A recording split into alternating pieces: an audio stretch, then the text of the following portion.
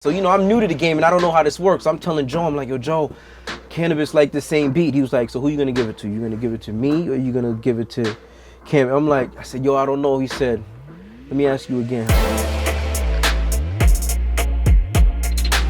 My name is Rsonist from The Heatmakerz and I'm a producer. So I was born in Jamaica.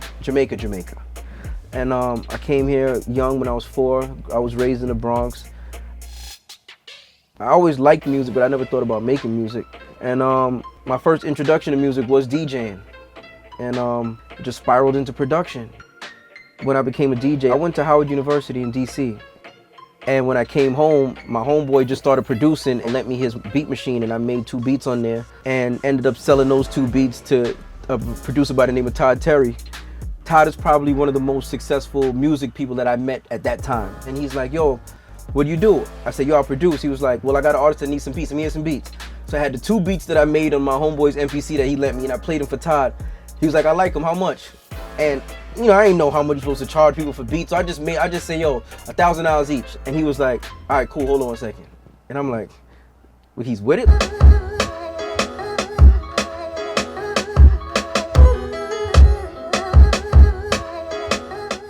So he goes in the back, comes back out with the crispiest $20, $100 bills, but them shits look like, it was like 3 bills, it was so crispy and brand new, and he gave it to me, and he was like, yo, I need more beats. And I'm like, yo, I don't have any equipment. I borrowed my homeboy's equipment to make these. He's like, where you live at? And I said, I live in the Bronx.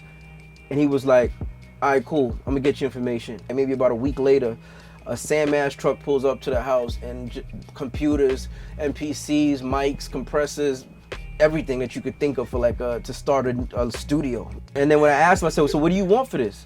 He was like, yo, whenever you become a big producer, you just owe me 2 free beats. Me being Jamaican had a big influence on the music that I've made and the music that I continue to make. Some people that listen to my sound, they'll think my drums are unorthodox or like just all over but for me, it's like, it's creating a bounce. I kind of try to experiment and create a melody and a groove with the drums. I remember us being in North Carolina and getting a call, and it's Cam on the phone. Cam was like, yo, what's up, B? Yo, I like a lot of them beats on that CD. He said, you in New York, come to Baseline.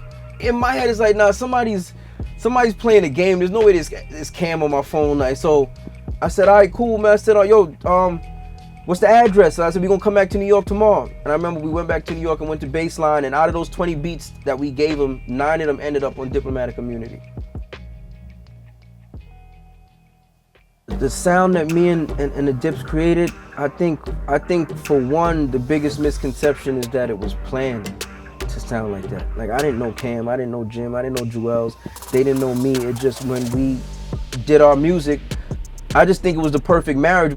They had their own style, we had our own style, and them shits matched perfectly. Like, a lot of rappers back then couldn't have figured out how to rhyme on I'm Ready. I'm Ready has like it's almost like on a 3/4 swing, but at the same time, it's on a 1-2 straightforward drum pattern, but it's just a weird track to kind of take in if you're not used to it. And I think the Dips bodied that. Any type of music you could think of within the realm of rap that we could throw drums on and make it into something different is what we were doing. I remember I'm like, yo, Cam needs a record, man. We got to make like a signature record for Cam, like put his name in there or something. My man Opera Steve started singing, Killa, like some opera shit. I'm like, nah, Steve, we gotta do some other shit, man. We need a different groove. And he started joking around. He's like, cause you know I'm Jamaican. He's like, yeah, man, let's do some Jamaican. He started Killa Cam. I'm like, yo, that's fire. And he was like, yo, you like that? I said, yeah, that's fire. He sang that shit into the mic. I sampled it. I said, yo, we need a piece to go in the background that sounds like a fucking chant or something.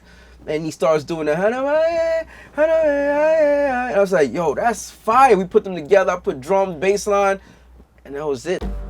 Those are minor wins for me.